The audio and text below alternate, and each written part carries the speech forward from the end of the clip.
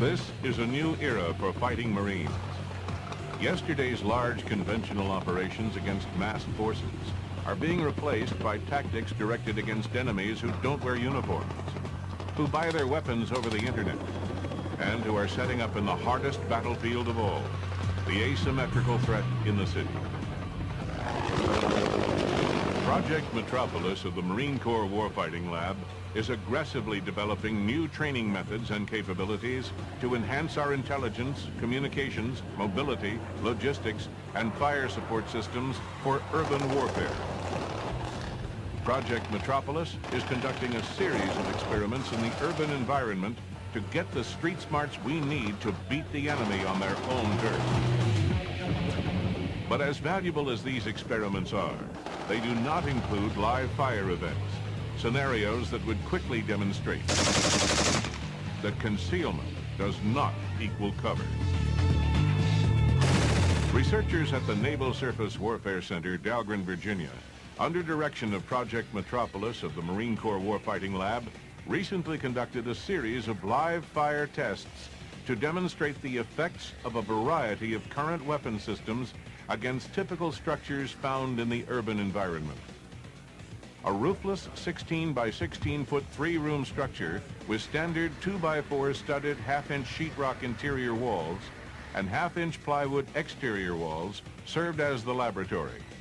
The front wall included a section for replaceable impact panels of brick and cinder block. These panels and the existing plywood exterior wall served as targets for the weapons fired straight on and at an angle of 45 degrees from a distance of 19 meters, about 60 feet, the average engagement distance in urban fighting. Inside were 3 wooden mannequins clothed in utilities and Kevlar helmets, 2 of them wearing fragmentation vests without ballistic inserts. They were placed in various positions within the structure in the midst of typical office furniture. The mannequins are concealed by the walls, but are they covered? The test was conducted over several days.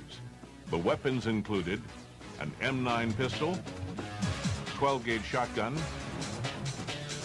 AK-47 assault rifle, M16 rifle, M249 squad automatic weapon, M40A1 sniper rifle, M240G medium machine gun, M2 50 caliber heavy machine gun, M82 special application scoped rifle, M203 40mm grenade launcher, and an M67 fragmentation grenade. As a group, these weapons fired single rounds and bursts against the different types of walls concealing the mannequins. This video shows the results and also includes previous similar tests using a Mark 44 30mm chain gun and the shoulder-launched multi-purpose assault weapon, or SMA, against several types of barriers. A 9mm pistol was fired to show its effect on interior walls and adjoining rooms.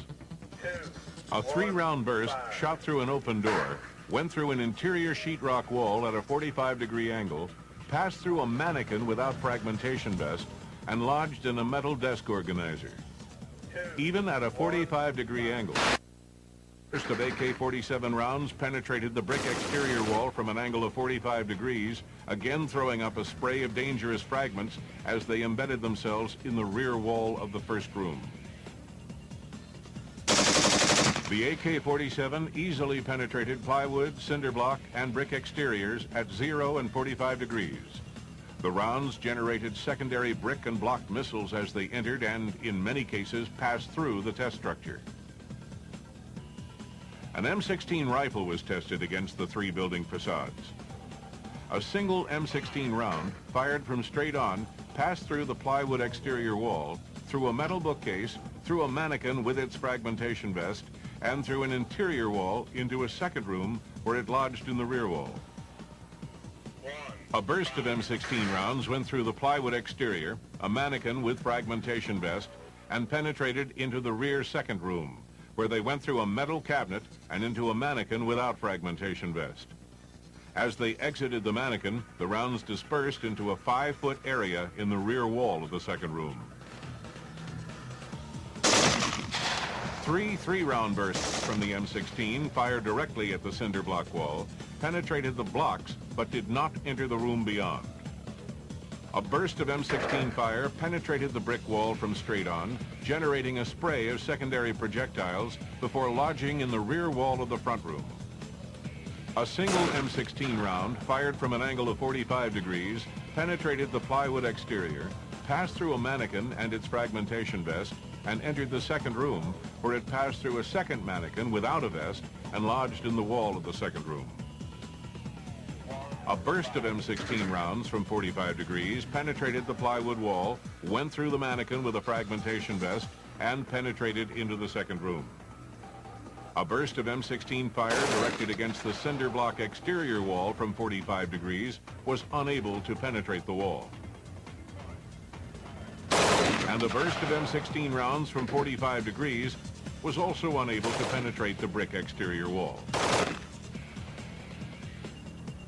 M16 single rounds and bursts were highly effective against plywood walls from any angle, causing interior damage, including penetration of fragmentation vests worn by mannequins.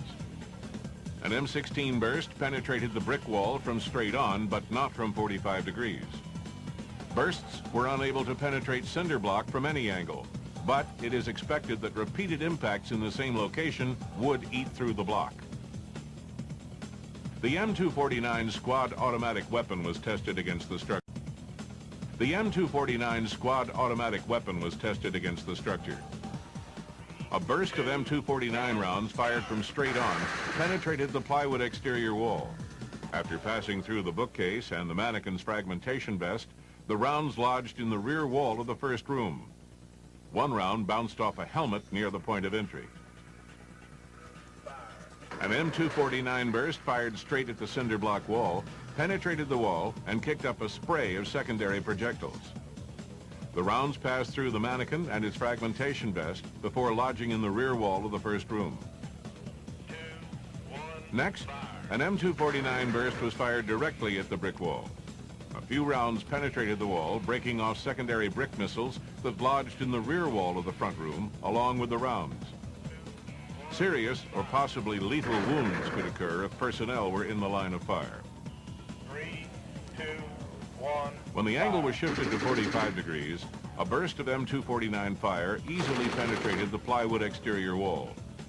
The rounds passed through a mannequin and its fragmentation vest, went through the rear wall of the first room, and then exited the structure through the side and rear walls of the second room. Rounds from an M249 burst failed to penetrate the cinder block wall from an angle of 45 degrees. Also from an angle of 45 degrees, a burst of M249 fire was unable to penetrate the brick exterior wall. However, with this and other smaller caliber weapons, it is expected that with continued hits, the rounds would eventually eat through the walls and make their way into the rooms beyond. From straight on, the M249 was effective against the plywood and cinder block walls, but less effective against the brick wall. From an angle of 45 degrees, M249 bursts passed through the plywood wall, but did not penetrate the cinder block or brick walls. A single shot from the M40A1 sniper rifle was directed against the plate glass window to indicate obvious danger when fighting in these conditions. From straight on, an M40A1 round penetrated the plate glass and passed through the left cheek of the mannequin, exiting the rear of the mannequin's Kevlar helmet. The round continued into the wall and furniture of the second room and passed completely through the structure. The M240G medium machine gun fired bursts of rounds against the test structure. A 10-round burst fired from straight on passed through the plywood exterior wall and then penetrated a bookcase and mannequins wearing fragmentation vests. The mannequins were knocked back 3 to 4 feet as some of the rounds continued into the second room, where they passed through a mannequin without armor before exiting through the rear wall of the structure. An M240 burst fired directly at the brick wall, made a 2-inch entry hole in the wall as the rounds ate their way through the brick and continued through the entire structure. Some rounds penetrated a wall locker and lodged in the rear wall. Any personnel in the line of fire would have incurred serious or lethal wounds. An M240 burst was fired directly at the cinder block wall. The rounds ate their way through the block, making a 2.5-inch entry hole in the wall. The rounds created secondary missiles from the back side of the block wall. Projectile fragments penetrated the neck of a mannequin wearing a fragmentation vest. Secondary missiles lodged in the rear wall of the first room. There was no penetration into the second room. Fired from an angle of 45 degrees, an M240 burst passed through the plywood wall and a mannequin with fragmentation vest.